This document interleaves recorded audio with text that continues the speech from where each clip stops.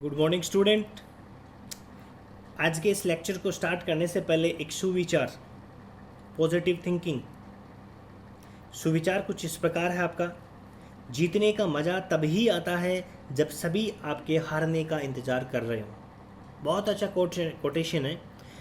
आपको जीतने का मज़ा आपका तभी आता है जब आपके सारे लोग हारने का इंतज़ार कर रहे हैं। इसलिए आपको अपना बेस्ट करना है। Do your best. जब आप अपना बेस्ट करेंगे, 100% अच्छे करेंगे, तो जितने भी लोग जो आपके हारने का इंतज़ार कर रहे हैं वो सब मायूस हो जाएंगे और आपकी जीत का जो मज़ा है वो 100 गुना बढ़ जाएगा। So with positive thinking start do learning. चलिए बिना किसी देरी के अपन लेक्चर स्टार्ट करते हैं। Properties of good fuels. पिछले लेक्चर्स में अपन ने डिस्कस किया डिफरेंट टाइप्स ऑफ फ्यूल्स के बारे में। Right now we are going to start what are the best properties of the good fuels, what are ideal fuels. The properties in the ideal fuel should be that first one is it should be readily available. It should be readily or easily available in the market. Best fuel. Second, it should be cheap, not expensive. It produce large amount of heat. When it will burn, your fuel is burned, it will produce large amount of heat. The heat, production of the heat, that is denoted by fuel efficiency. वो आपकी fuel efficiency होती है। उस fuel की efficiency कितनी है, कितनी amount में वो हीट को प्रोड्यूस कर सकता है, that is your fuel efficiency. तो आपका जो फ्यूल है उसकी फ्यूल एफिशिएंसी क्या होनी चाहिए? हायर होनी चाहिए। Next point, after burning no residue should be left behind. जलने के बाद उसमें कुछ भी शेष नहीं बचना चाहिए। जैसे अपन बात करते हैं, आपका कोल है, आपकी वुड है, वुड को आप जलाएंगे तो कुछ एस बनेगा, यानी रेजिड्यू लेफ्ट होता है, तो उसके डिस्पोजल की प्रॉब्लम्स आती है। लेकिन आपका जो फ्यूल है ऐसा होना चाहिए कि आफ्टर बर्निंग उसमें कुछ भी नहीं बचे। And it will produce less smoke, और उसका जो स्मोक है उसका भी कंटेंट बहुत कम होना चाहिए। So that are the properties of the good fuels. But I know, you know, we all are know that nobody, no fuel is there that have all the properties. ऐसा कोई भी फ्यूल नहीं है जिसके अंदर ये सारी प्रॉपर्टीज हो। फ्यूल एफिशिएंसी की अपन बात कर रहे थे। फ्यूल एफिशिएंसी क्या है? फ्यूल एफिशिएंसी है जो बताती है कि आपका जो फ्यूल है वो बर्न होने के बाद कितना अमाउंट में क्या देता है, हीट देता है। ठीक है, तो उसको अपन मेज़र करेंगे कैलोरीफिक वैल्यू के अंदर। कैलोरीफिक वैल्यू का सिंपल सा मीनिंग जो होगा वो कितनी कैलोरी एनर्जी देगा, कितने किलोग्राम को अपन बर्न करें तो कितने किलो जूल वो एनर्जी दे सकता है, that is calorific value. So calorific value is measured in the kilo joule पर किलोग्राम, यानी 1 किलोग्राम को अपन बर्न कर सकते हैं तो वो कितना किलो जूल एनर्जी को प्रोड्यूस करेगा, that is calorific value. There are some objects or the fuels that have the different calorific value. Calorific value अलग अलग है जो अपन देखने की कोशिश करेंगे। फर्स्ट वन है काउडंग केक। काउडंग केक्स आप समझते हैं, काउडंग उसके सूखने के बाद जो केक बनता है 6000 to 8000, ये सारी एनर्जी किस में ले रहे हैं, किलो जूल पर किलोग्राम के अंदर। आपका वुड है 17,000 to 22,000, coal 25,000 to 33,000, LPG 55,000, biogas 35 to 40,000, hydrogen 1,50,000, है ना। तो हाइड्रोजन की मैक्सिमम है, सबसे ज़्यादा है इसके अंदर 1,50,000, LPG की 55,000 किलो जूल पर किलोग्राम, यानी 1 किलोग्राम जब आप LPG को बर्न करते हैं तो 55,000 किलो जूल एनर्जी का प्रोडक्शन होता है। So that are the different calorific value of the different fuels. Next topic अपन डिस्कस करते हैं, what are the different harmful gases produced by the burning of fuels. When you burn the different types of the fuels, what are the different harmful gases are produced? So in this section, first gases, that is carbon monoxide gas. The symbol of the carbon monoxide gas, that is CO, C4 carbon, O for oxygen. You know, due to incomplete combustion, already we have discussed the incomplete combustion. In the absence of the air, it will the fuel that will burn incompletely and it will produce carbon monoxide. Carbon monoxide is a poisonous gas. Its efficiency to bind with hemoglobin that is present in our blood, it is high. So due to suffocation, the person ultimately will die. इसका best example मैं आपको देने की कोशिश करूँगा, ध्यान से समझने की कोशिश करना। एक पर्सन है, स्पेशली विंटर सीजन के अंदर क्या होता है, जब ठंड होती है तो आपके जो कोल्स होते हैं उसको वो जला करके रूम को बंद करके खिड़कियाँ बंद करके सो जाते हैं ताकि आपका रूम गर्म हो जाए। बिल्कुल सही सोचा आपने, उस रूम गर्म तो हो जाएगा लेकिन उसका रिजल्ट क्या निकलेगा वो शायद आपको नहीं पता होगा।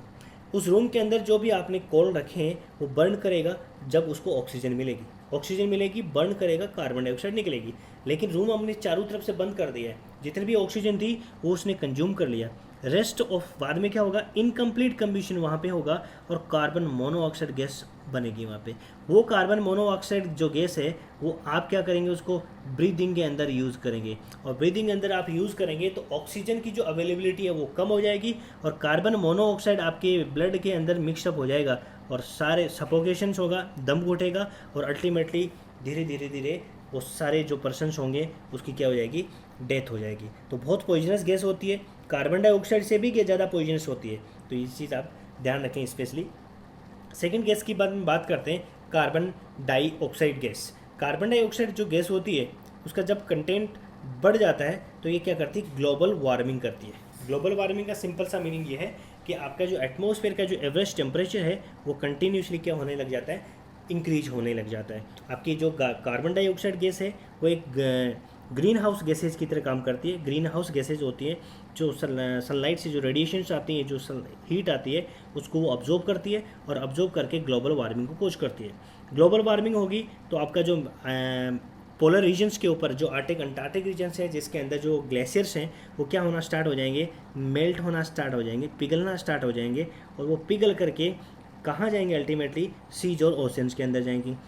द सीज एंड जो oceans that have also a limit है ना, उसकी भी एक लिमिट होती है। अल्टीमेटली सीज और ओशियन से जो वाटर है वो लैंड पे आएगा और that will be all the areas specially the coastal areas will be submerge under the water.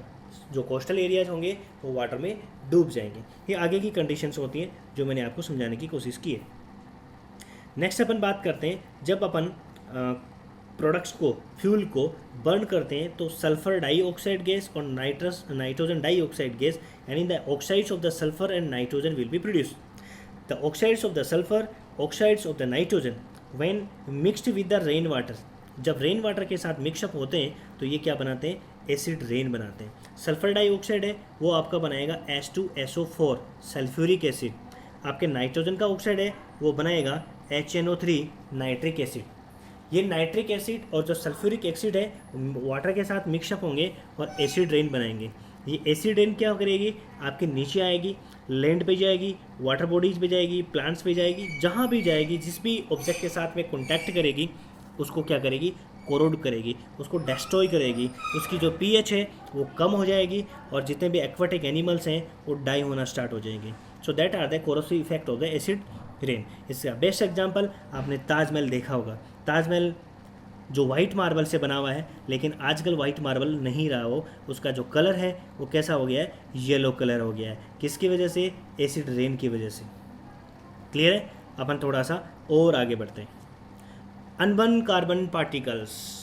Unburn carbon particles क्या होते हैं, जब कार्बन जो फ्यूल्स होता है जब बर्न आउट होता है तो उस समय क्या होते हैं, इनकम्प्लीट कम्बिशन की वजह से अनबर्न कार्बन पार्टिकल्स वहाँ से रिलीज हो जाते हैं। और अनबर्न कार्बन पार्टिकल जो होते हैं वो इसका सिंपल सा मीनिंग ये होता है कि वो कार्बन के पार्टिकल्स बर्न नहीं होते हैं तो वहाँ से वो रिलीज हो जाते हैं। छोटे छोटे माइन्यूट पार्टिकल्स होते हैं और इनकी साइज बहुत कम होती है, बहुत कम होती है। इतनी कम होती है कि अपनी नॉस्ट्रिल के अंदर जो हेयर होते हैं वो भी उसको ट्रैप नहीं कर पाते हैं, और ट्रैप नहीं कर पाते तो ये जो पार्टिकल्स हैं वो लंग्स के अंदर चले जाते हैं और आपको डिजीज, रेस्पिरेटरी प्रॉब्लम्स होना स्टार्ट हो जाती है, अस्थमा होना स्टार्ट हो जाते हैं। So that are the harmful effect produced by the burning of the fuels.